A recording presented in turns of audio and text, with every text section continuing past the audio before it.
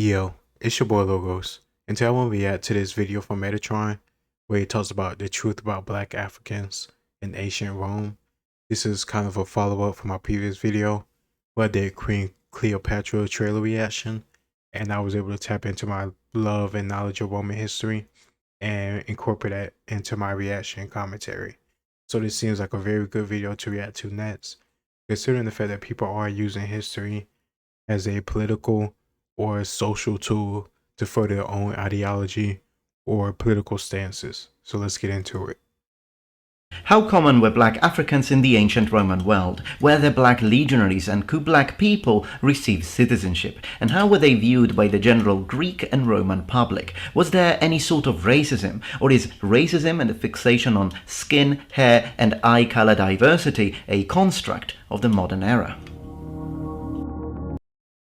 I didn't know he was going to get into that, but hopefully he does get into the whether or not race is a modern construct, as most of us think it is, because we hear that so often. It's pervasive, that thought and that belief, so we can actually get some concrete evidence to back that up or disprove it if it's not true.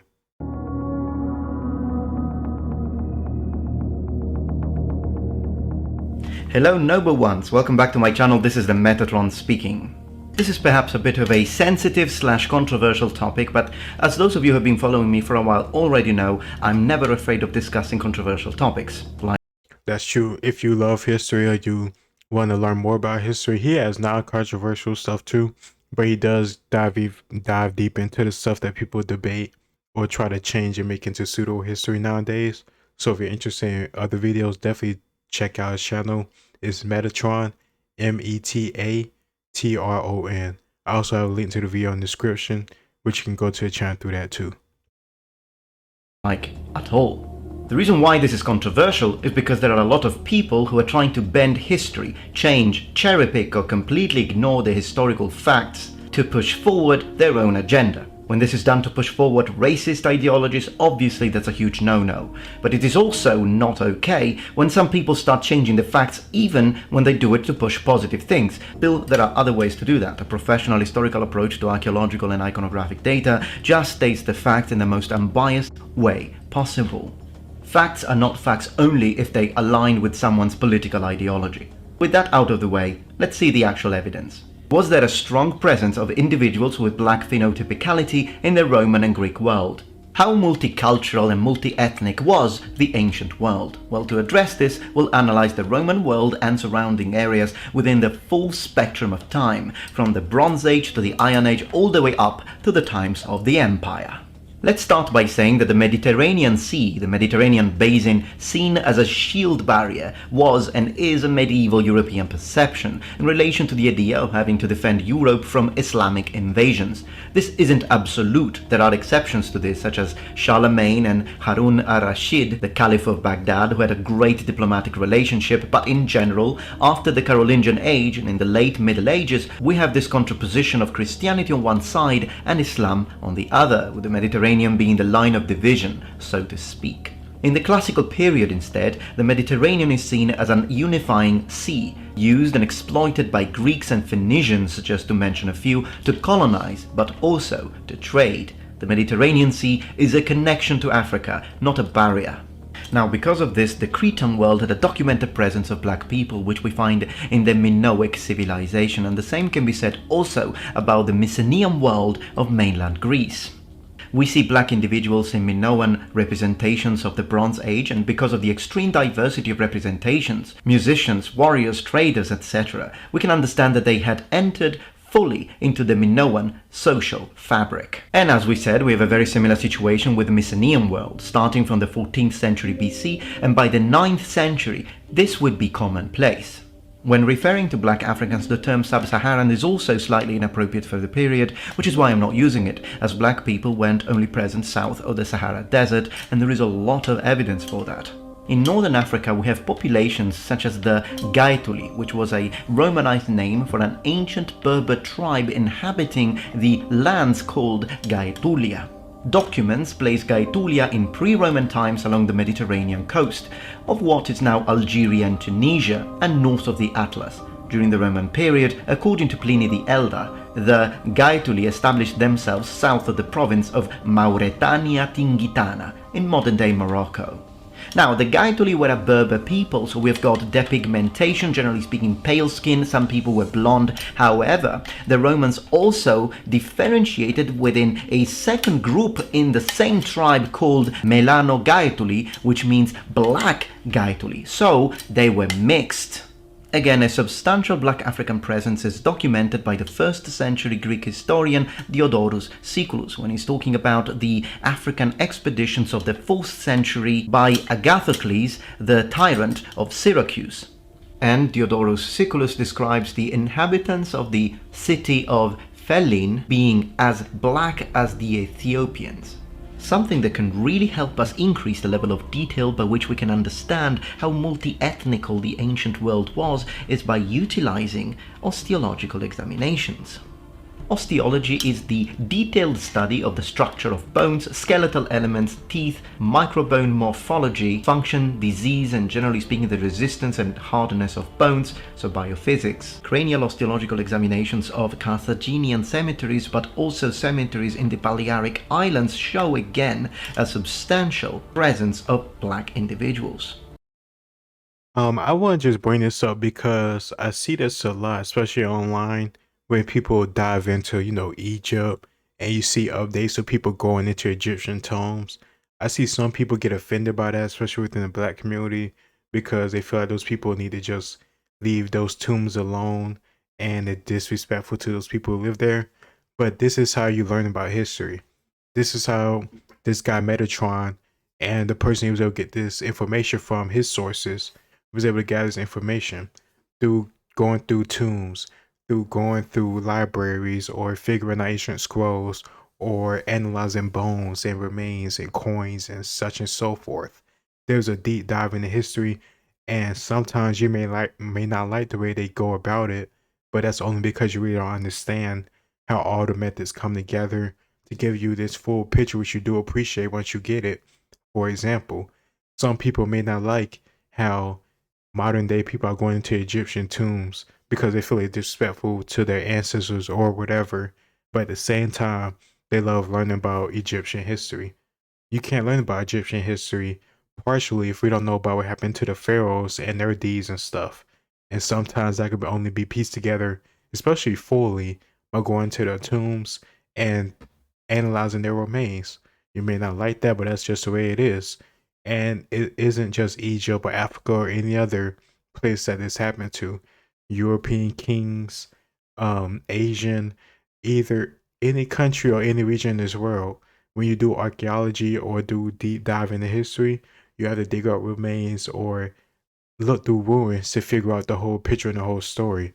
And that's a beautiful thing about learning history. It's kind of like a technology mixed with detective work, because you don't always get the full story, but you can get a lot of clues together to figure out what actually happened. We have the famous sarcophagus of the priestess of Carthago, revealing again a cranium belonging to an individual of mixed origin. Surprisingly enough, a similar situation also happens with Roman burials, all the way up to Roman Britain. In the city of York, 2 separate osteological examinations in 2 different burial sites have been carried out, revealing that 32% of the examined skulls on one site and 23% of the examined skulls in the second site belonged to black people. Very important to note is also the fact that Rome will extend its control over the Numidian and Punic world, and by the end of the 1st century BC, the first emperor, Gaius Julius Caesar Octavianus Augustus, will conquer Egypt. Egypt becoming... He said his full name, but that's Augustus, Julius Caesar adopted nephew. So people just know his name as Augustus or the Augustus or such and so forth. The first emperor, he went by the precepts because that just means precepts. Precepts just mean the first man of Rome, because the whole idea of him being able to stay in power and not be assassinated partially like his uncle adopted father Julius Caesar was to not be so overt in his, I don't know, power grab, if you want to say that. So he called himself the first man of Rome instead of the first emperor, but we all knew and he knew, everybody at the time knew that he was the unofficial Emperor of Rome because he held all the power. Nothing was going to happen without Augustus going and saying it's okay and he going to allow it. If that wasn't the case, look at some of the stuff he did with economic reforms, the stuff that he did with his family, his daughter, how he sent, I think, his daughter off to exile. I don't know, it's been a while since I listened to Mike Duncan's History of Rome, but the person he's referring to is Augustus. A province of the Roman Empire has a big impact into the multi-ethnic reality of the empire itself. Yep. Egypt was an extremely multi-ethnical reality. It was very varied. So when it became a province of the Roman Empire, it also increased multi-ethnicity within Rome. Ptolemaic Egypt was run by a Ptolemaic Egypt. Ptolemy, the Greek, general of Alexander the Greek. Ptolemy, a predecessor of Cleopatra. Cleopatra was Greek. She wasn't black or African or anything like that. Macedonian aristocracy, and landowners would have been Macedonians, Greek, Thracians, Galatians, but the people. You didn't only have Egyptians, but you also had a lot of Nubians, not to mention the dynasty of the Black Pharaohs between the 8th and the 7th century BC, which must be kept in mind. There is a similar situation when talking about the Berber population called Mauri by the Romans, who were the inhabitants of the area called Mauretania. Polybius tells us that they would often mix with populations from other parts of Africa, such as Niger, whom we know were black. All in all, after defeating Carthage and occupying North Africa and effectively establishing the so-called Africa Proconsularis, Rome became multi-ethnical, since this area, as we have seen, was very diverse and had been since the very first stages of the Iron Age. Now, when talking about the ancient Greek perspective, there is an extremely interesting story that comes from the work of Lucian of Samosata, Hermotippus. We are going to read from verse 31. Suppose, Licinius, that an Ethiopian who had never been abroad in his life, nor seen other men like us, were to state categorically in an Ethiopian assembly that there did not exist on earth any white or blonde men, nothing but blacks. Would his statement be accepted, or would some Ethiopian elder remark, "How do you know, my confident friend?" Now, the perspective given through this story is very poignant because it tells us that the Greeks divided humans into 3 different categories. Now, what these categories were, the ones that I've just translated as whites, blacks, and blondes, is sort of part of a debate. So let me justify them. The 3 terms that we are translating to identify 3 different phenotypes are xanthos. This one can be translated as whites, and from the perspective of the ancient Greeks, that would mean the Greeks. Melas. This can be translated as blacks, and from the perspective of the ancient Greeks, it would mean Ethiopians. Then there is the word leufkos. The translation of this one is rather complicated, but before I do that, I'd like to underline that I'm specifically using ancient Greek pronunciation, specifically the Lucian pronunciation, and if you want to know more about that, I will leave a link to a video created by my friend Luke, and if you haven't subscribed to both Scorpio Martiano's channel and Polymathy, you totally should. This is just to underline for those of you who are Greeks and are watching this, I am not using modern Greek pronunciation, which is why you might find a difference, and if you want to know more, link in the description. So the term leufkos is translated sometimes as yellow. So it could mean the whites, the black, and the yellows. And some people have translated this, in my opinion, incorrectly to mean Asian people. Now, there are 2 reasons why I don't agree with that translation. Reason number 1, it's really a recent thing that people started using the term yellow, which is obviously not a good term and shouldn't be used, to mean people of Asia. If we read the travels by Marco Polo, he calls the Chinese white, and we know that all the way up to the 18th century, so 1700s, Catholic missionaries were calling people in Japan white. So nobody in the medieval period and nobody in the classical period ever called people from Asia yellow. This is based on the anthropological studies of Blumenbach of the 1800s, so it's a very, very modern concept. You can't attach that concept to the ancient Greek people. Yeah. Secondly, we do... I probably have to just go back a few seconds just to make sure I don't skip anything. But that's the problem that we do have in the modern age. We like to take our on the modern perspective or modern terms and put it on stuff from 1,000 or even later years ago. And that's not a way to judge history or even look at it. Some people just want to use history for their own political ideology, so to manipulate the facts or to manipulate texts or evidence for their own benefit. But I'm not a fan of any person that does that type of thing, because history just should be examined and learned from. Doesn't mean you should manipulate the knowledge or rewrite the knowledge for your own benefit. Do know that xanthos is coherently and cohesively used to describe the color of the hair, so again blonde hair of Achilles. It's used for Menelaus, it's used for Helen of Troy, and also for Aphrodite. Not to mention that a great translator such as Thompson's actually uses it and translated it as blondes. So what do they mean by blondes? In my opinion, with the word blondes in this case, they mean the Nordic type, Northern European type, whether it be Germanic, that kind of complexion. That does make a lot of sense, because literally just north of Greece is, Thrace and much more how they saw them, barbaric tribes, Germanic tribes, and they're much more closer to them. So that does make a lot more sense when you just consider distance and travel and stuff, considering that I can't remember the exact river, but there's a river between Thrace, or ancient Thrace, and ancient Greece.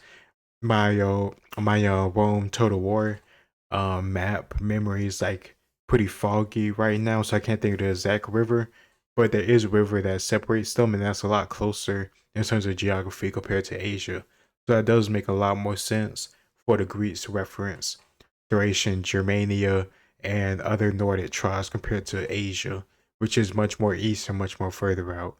We know about the Silk Road, and we know that, Alexander the Great did a lot of things connecting the East and the West, Greek and Persian together. But I think what he's saying is much more feasible in terms of what the Greeks are referencing.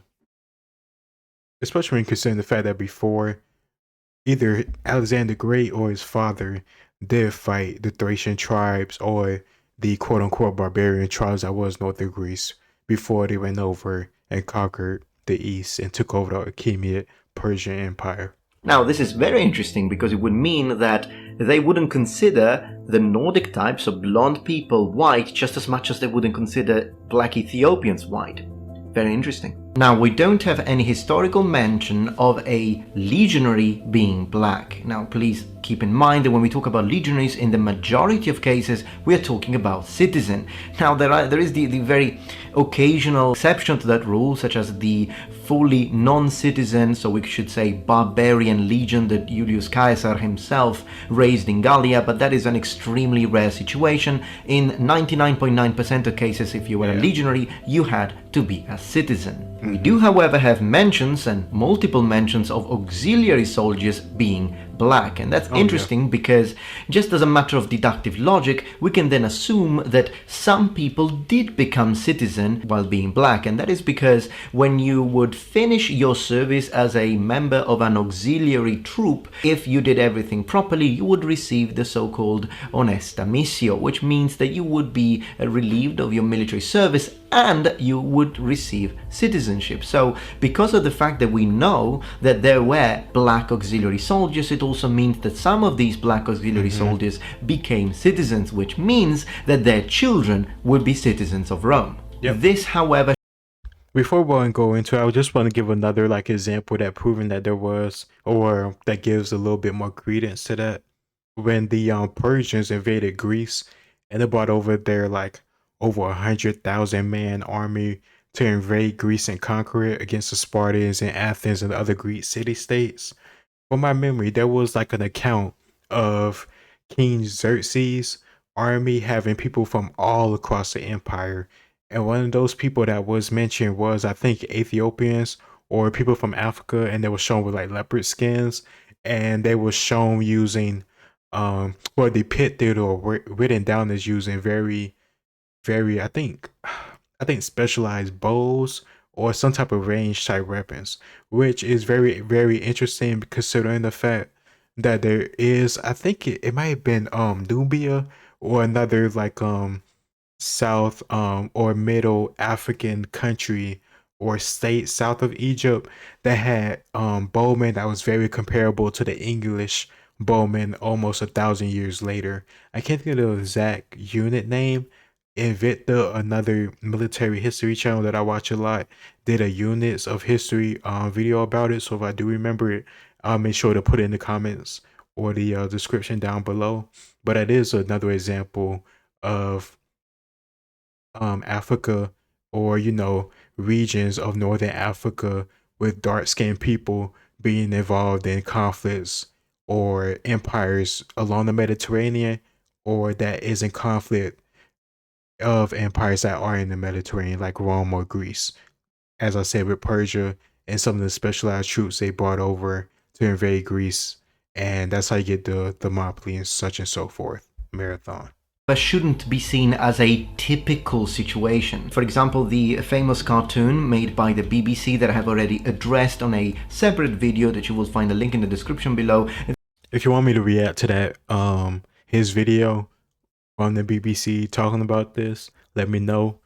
If not, that's cool too. They show us a mixed family where the officer is a black man who is married to a white woman, and therefore you've got a mixed family. That is plausible historically, but it wouldn't have been the norm. It would have been a very special occasion. In fact, the only case of a documented situation that is the closest to a mixed family is the adoptive son of Herod the Great, whom was from Ethiopia and was black, and the man loved him so much that he actually had a full marble statue made for him. So does that mean that the Romans weren't racists? No.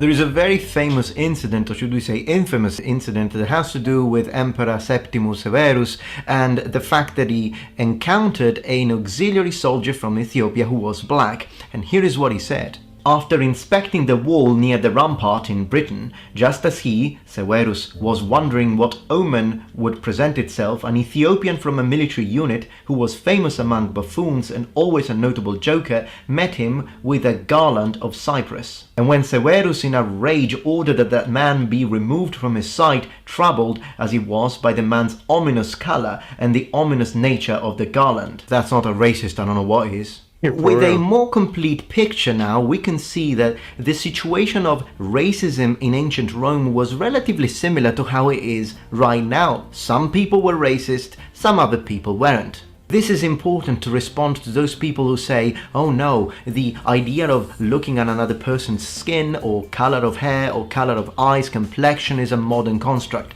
People and civilizations from the past, they didn't even see these things. That is ludicrous, it's not true, and as you could see, it's easily provable with the sources. Shoot, even without the sources, I think it's easily disprovable. Just look at the fact that European countries, European tribes fought against each other, and they look just alike or pretty similar. The Romans against the Gallic tribes, the Gallic tribes amongst each other, the Gallic tribes against the Germans, the Romans against the Britons, the Romans against the Spanish tribes, just on and on and on. Shoot, before Rome can even get to Rome that we know it is, they fought the Samnites and they fought other Italian tribes. So this whole idea that people didn't judge each other based on looks or anything like that is ridiculous. I think Jordan Peterson said this before in the Joe Rogan podcast, almost like 10 years ago now. I think the first time he ever went on the podcast, how tribes of people address strangers, especially strangers of other tribes, as like foreigners or dangerous or immediately hostile because they don't know them, but they refer themselves and their own tribe as a people. So we're the people and you are not. You are just strangers. You could be an enemy, and that helps dehumanize those people that look pretty similar, close to you, so you can eventually go to war with them and kill them. So it's not just an African thing or European thing or Asian thing or whatever race or identity you want to push in or shoe in for your political ideology. It's just a human thing. People fear the unknown because they want to protect their life and protect their possessions and protect their loved ones, and that should be expected. Ancient Rome and the ancient world was very multi-ethnical. Some people liked that, some people didn't. So when it comes to becoming officers or receiving important... Oh, I should say this again, sorry to cut them off, but this is another good point about that. How I said how they discriminate against each other. Even within like the same empire, they still discriminate against each other. For example, the Roman Empire for a long time didn't have a Roman emperor that was not from the Italian mainland. It took a good while before one was chosen from like a province. And a province is like a place that is a part of the Roman Empire, but isn't part of, mainland Italy. So modern day France, modern day Spain, Egypt, and the same bordering land that borders the Mediterranean that is a part of Africa, modern day Middle East and Anatolia, Greece, Thrace, such and so forth, Illyria, Britain, all those places I just mentioned, those are Roman provinces. And for a long time at the start of the Roman Empire after Augustus, most Roman emperors were not from those provinces.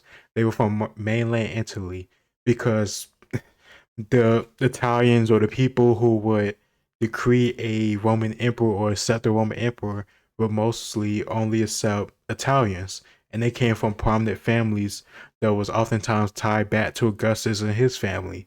So it's not just a modern type thing, nor is it even just a people being familiar with the unfamiliar type thing. Even people that was within the provinces before there was a Roman Empire, like Spain, they was excluded from being the highest office possible because they wasn't part of the ancient mainland Italy. It's just a thing people did. That doesn't make it right or wrong. It's just history.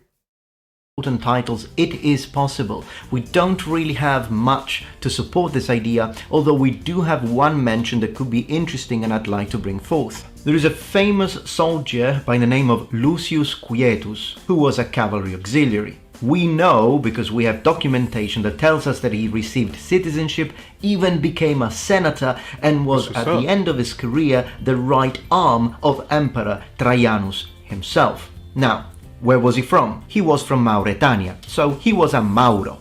And as we have said on this video, this means that perhaps he was of Berber origin, in which case he would have a pale skin, or maybe not. It could have been mixed, or it could have been black. All three are plausible, it's never really mentioned, so we don't know, but it is possible that he was black. If that's his statues, like here's the thing too, like this was 2,000 years ago, well, probably less than 2,000 years ago. He said emperor, so I can't say definitively, but I don't know. His statues made him have very similar features to like a black man today. But it's also hard to tell because it's a statue, so you can't see no curls, you can't see anything like that. So you just, like I just said earlier, you put in modern depictions of modern expectations on the ancient artifact, and that can get muddy. But I don't know, it's hard to tell, but it sounds like he probably does have African origin or maybe some African DNA in him. But either way, my life's still gonna be the same way it is before and after seeing this video. Senator, and was at the end of his career the right arm of Emperor Trajanus himself. Now, where was he from? He was from Mauretania, so he was a Mauro. And as we have said on this video, this means that perhaps he was of Berber origin, in which case he would have a pale skin, or maybe not. It could have been mixed, or it could have been black. All three are plausible, it's never really mentioned, so we don't know, but it is possible that he was black. So, all in all, what we learn by reading the actual sources and interpreting them correctly is that in the ancient period, the Mediterranean world was connected to Africa, that a lot of people of black skin would be found both in Greece, they would be found within the Roman Republic and Empire, and they would be found in settlements all over northern Africa, which is something important that we need to keep in mind when we try and depict a historically plausible and historically accurate picture of the situation. Also, the approach to racism was different. So, in other words, as I was saying before, they would be very similar to how we are now. There were also different perspectives, such as the one that I brought forth having to do with the ancient Greeks. Black Africans existed. They could be soldiers, they could be auxiliary, and they could have had prestigious positions, but they still were a minority, so to speak, when looking at the general population of ancient Europe. Alright, noble ones, well I hope that you enjoyed this video, and if you did, please remember thumbs up, and if you're not yet members of this community, become a noble one, subscribe to my channel for more content from the Metatron. I really hope that you enjoyed it, but let me know what you think in the comments below, and many more videos similar to this one to come in the near future. Thank you very much for watching, and remember, the Metatron has spread his wings. Shout out to Metatron for doing this video. In my opinion, I think it took a lot of balls to do it, because you're gonna have some people just being angry at him and calling him a racist or this, that, and the other. But what he spoke was the facts. He brought up sources. He went back to ancient documents and cross-checked different types of artifacts or different sources to make a claim or to, I don't know, put a point out. And what he said made sense.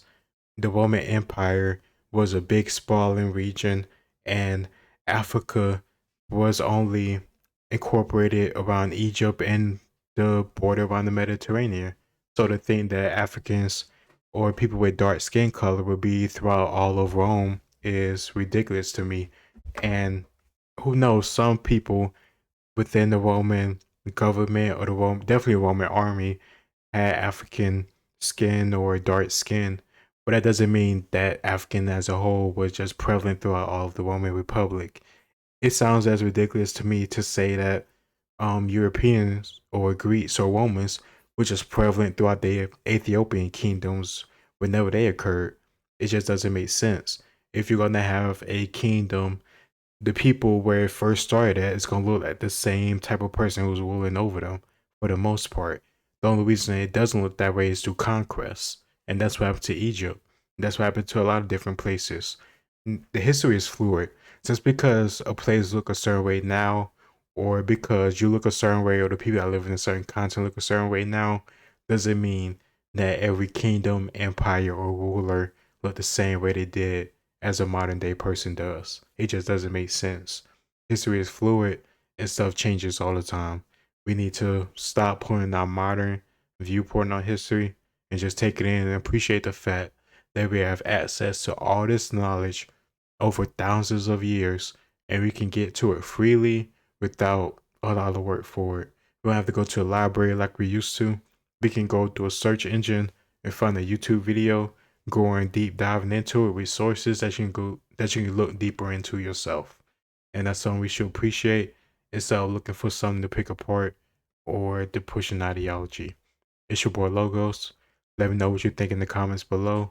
Like, share, and subscribe, and I'll see y'all next time. Peace.